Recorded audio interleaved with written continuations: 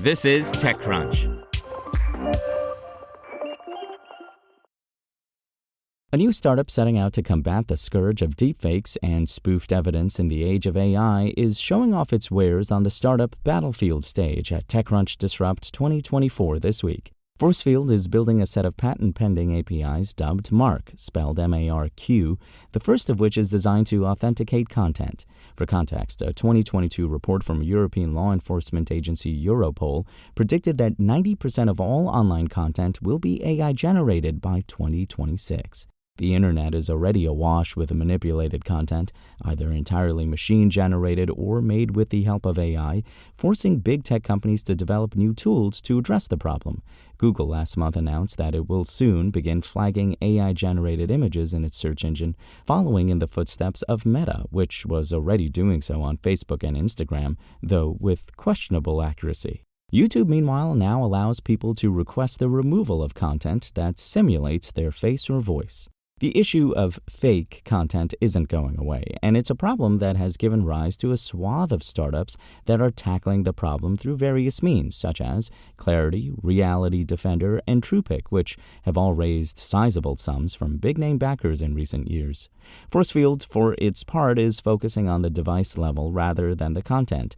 This means any data stream on any device where ForceField's technology is present. This could be a mobile app with ForceField's API integrated, or a surveillance camera's video management system, or drones hardware. It can sign and hash for verification in real time. ForceField's first product, called HashMark, verifies content submissions and labels it as authentic, replete with a badge of authenticity. Rather than using tangential techniques such as adversarial AI, i.e. fighting AI with AI, or watermarking, ForceField's technology establishes a chain of custody to establish provenance by figuring out whether a specific piece of content has been altered. It does so by looking at metadata from data streams and connected devices. What we're talking about here is blockchain technology, though ForceField founder and CEO MC Spano stresses that this isn't a Web3 startup. We're leveraging blockchain. We're not using coins or crypto. We're not a Web3 company, Spano told TechCrunch. We're using blockchain in the most innate and purposeful way, which is smart contracting. We authenticate anything collected, like a video, photo, and audio file, a screenshot on a mobile device, but we also secure and authenticate any multimedia collected on any IoT, which means anything from a BlackBerry to a robot. But any streaming data as it's collected, we're signing it, we're hashing it, and then we're using ledger technology. These smart contracts live on the blockchain, though ForceField doesn't reveal which one, to ensure their security, transparency, and immutability. They can't be changed. Enterprise customers, which may include anyone from chief information officers to trust and safety teams, can access the technology through an API or SDK, which they integrate into their own applications. So HashMark basically serves as a digital certificate for content that has passed its proof checks. We're building tech for the good guys. We're anticipating that the market, meaning governments, enterprises, small companies, even individuals, will need to prove what they're putting out in the world is real, Spano said. This is compared to something like what Meta and other companies are doing, where they're basically labeling something that's generated by AI. So what exactly does ForceField's technology look at when assessing the veracity of a given asset? We're looking at about 90 proof points, but I can't share all of them, Spano said. The notion is that we're looking at the geospatial intelligence around the device, what was around at the time, what signals, what other devices, and the time. What time was this device specifically collecting this video? And how long was it from the collection to the submission?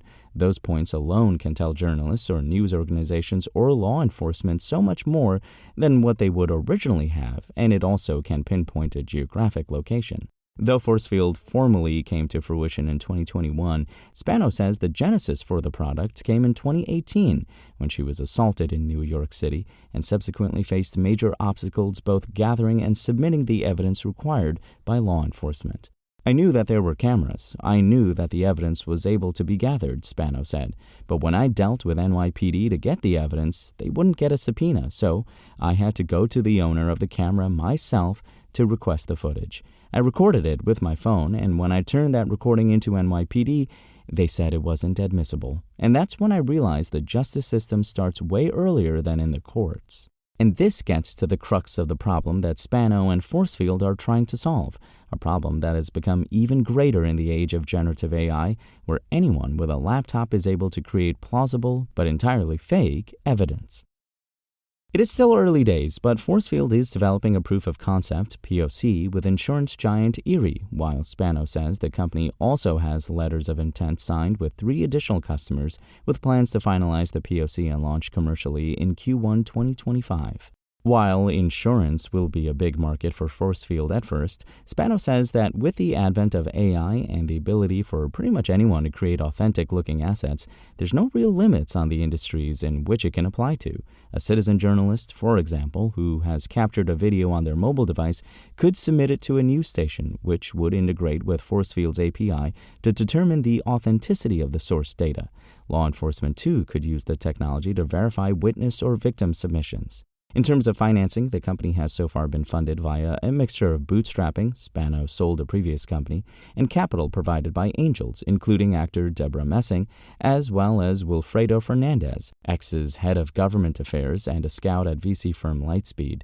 ForceField has also received money through its participation in Techstars last year, while it's just taken on its first institutional funding via a strategic investment from its customer, Erie Insurance. Spano also said that she hopes to close a seed round by the end of the year, adding that she believes one of the most important facets of the company is that it is an entirely woman-led company in a very male-dominated space. There's a really big issue with funding solo women teams here in the US, Spano said. I am the only woman building this type of technology right now. Every other competitor are all led by men. So having a woman's voice and transparency and honesty and truth is really important.